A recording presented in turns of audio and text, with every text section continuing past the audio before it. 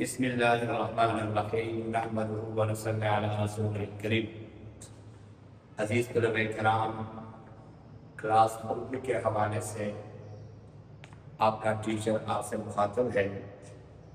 جی بیٹا، آج ہم علم بیان اور علم بیان کے جو ارکان ہیں ان میں سے تشبیہ کے حوالے سے ایک لیکچر دیں گے۔ پوری توجہ کے ساتھ آپ سماعت فرمائیں۔ بات کرتے ہیں علم بیان کے بارے میں کہ علم بیان کسے کہتے ہیں۔ بیان کا لفظی معنی ہے واضح ہونا یا واضح کرنا، واضح ہونا یا واضح کرنا۔ اور علم بیان ادب کی اصطلاح میں اس کا معنی ہے وہ علم یا وہ کمال جس کے ذریعے ایک ادیب یا شاعر ایک بات کو مختلف طریقوں سے بیان کرنے پر قادر ہو سکے۔ وہ علم جس کے ذریعے ایک شاعر یا ادیب ایک بات کو مختلف طریقوں سے بیان کر سکے یا بیان کرنے پر قدرت حاصل کر سکے، یہ اس کی صلاحیت ہے۔ لفظی معنی واضح کرنا یا واضح ہونا۔ ادب کی اصطلاح میں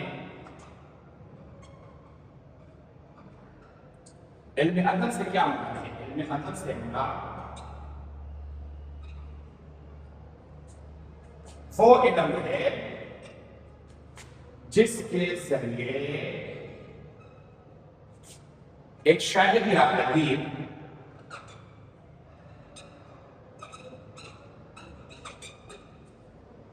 ایک بات کو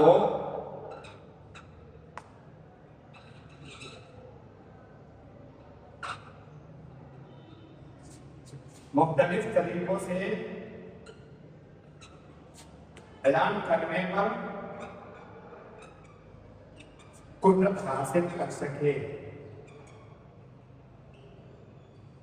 وہ علم جس کے ذریعے ایک شاعر یا ادیب ایک بات کو مختلف طریقوں سے بیان کرنے کی قدرت یا طاقت حاصل کر سکے، اس کو علم بیان کہا جاتا ہے۔ علم بیان کے کتنے ارکان ہیں؟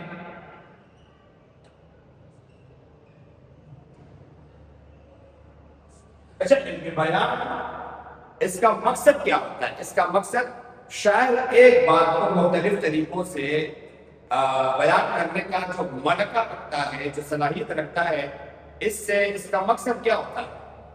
تو اس کا مقصد ہوتا ہے کلام میں، کلام کے معنی میں شائستگی اور شگفتگی پیدا کرنا ہوتا ہے، جسے کوئی قاری پڑھے اور اسے کوئی سامع سنے تو اس سامع میں مزید سننے کا شوق اور ذوق پیدا ہو جائے۔ بات سمجھ آ رہی؟ تو علم بیان کے کتنے ارکان ہیں؟ نمبر 4 نمبر 1 تشبیہ، نمبر 2 استعارہ، نمبر 3 مجاز مرسل، نمبر 4 کنایہ۔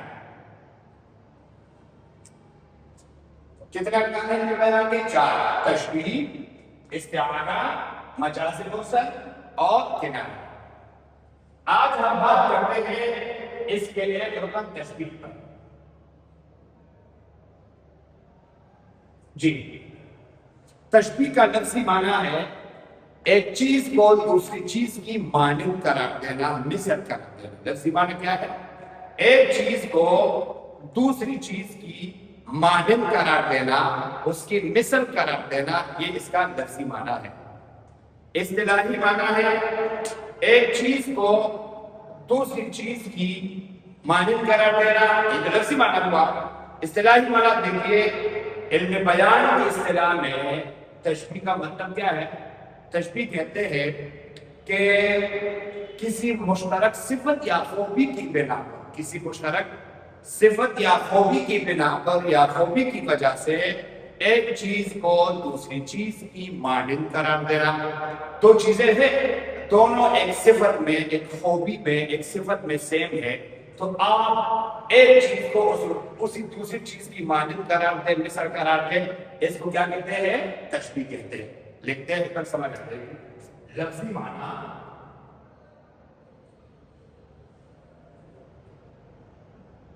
ایک چیز کو دوسری چیز کی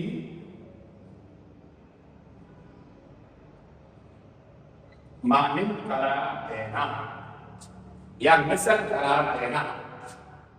علم بیان کی اصطلاح میں علم بیان کی اصطلاح میں کسی مشترک صفت یا خوبی کی بنا پر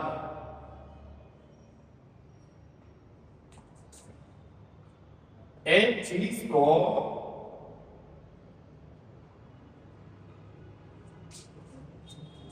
دوسری چیز کی مانند قرار دینا. کسی مشترک صفت یا خوبی کی بنا پر ایک چیز کو دوسری چیز کی مانند قرار دینا. اس کو کیا تشبیہ. تشبیہ کے کتنے ارکان ہو گئے؟ 5.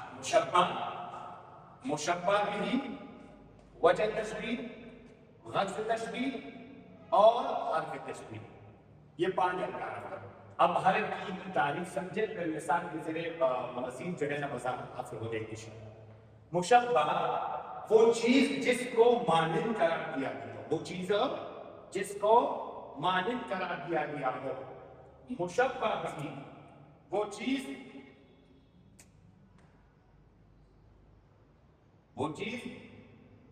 جس کی مانند قرار دیا گیا ہو یا جس کے ساتھ تشبیہ دی گئی ہو. مشبہ بھی. وجہ تشبیہ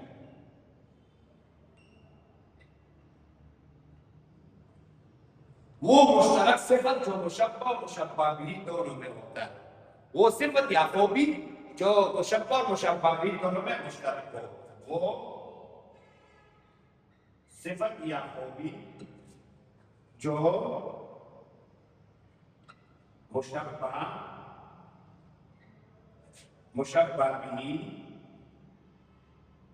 دونوں میں مشترک ہو. وہ صفت یا خوبی جو مشبہ بھی دونوں میں مشترک ہو. غرض تشبیہ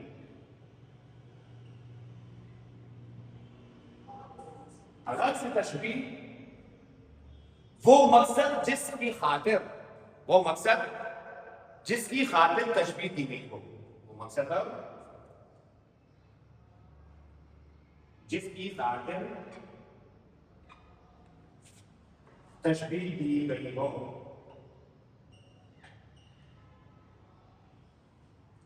حرف تشبیہ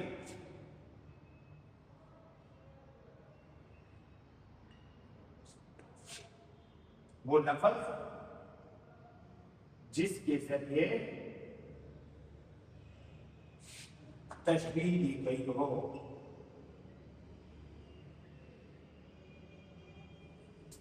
وہ لفظ جس کے ذریعے تشبیہ دی گئی ہو. آپ مثال سے شاید سمجھ آ گئے. ادھر ایک مثال ہے. اچھا یہ حروف تشبیہ حرف تشبیہ کتنے ہیں؟ جیسے سا سے سی، جیسا جیسے جیسی، کی طرح، مانند، مثل، نظیر.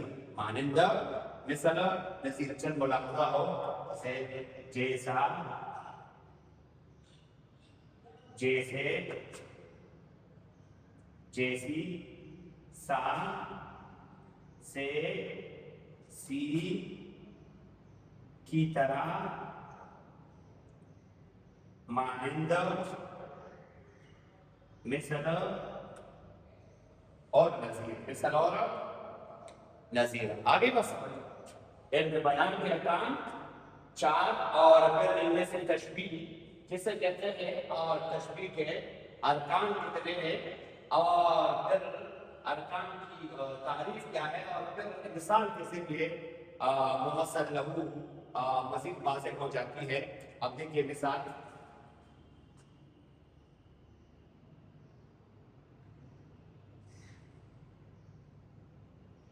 عائشہ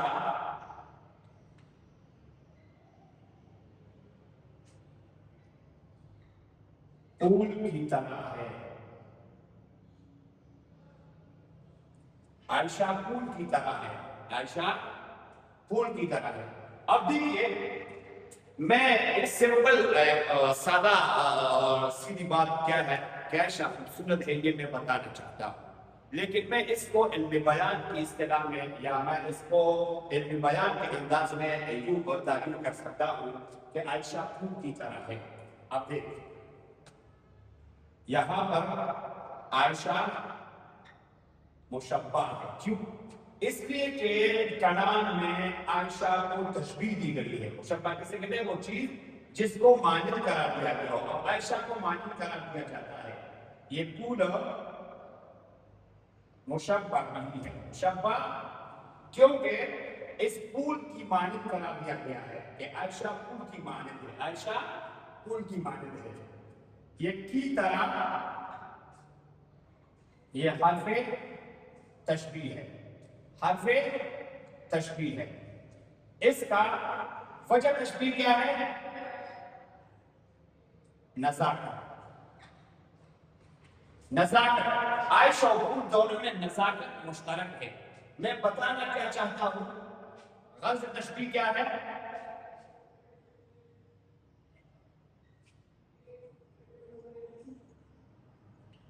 خوبصورتی.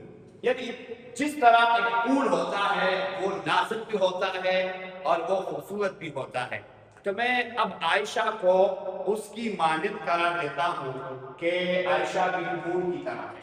آگے پسند اس میں بیٹا اب دیکھیے عائشہ مشبہ ہے، پھول مشبہ بھی ہے، کی طرح حرف تشبیہ ہے اور یہ نزاکت کہ جو عائشہ اور پھول دونوں میں مشترک ہے. یا خوبصورتی بھی آپ کہتے ہیں کیونکہ جو نازک ہوتا ہے وہ خوبصورت ہی ہوتا ہے، جو خوبصورت ہوتا ہے وہ نازک ہوتا ہے.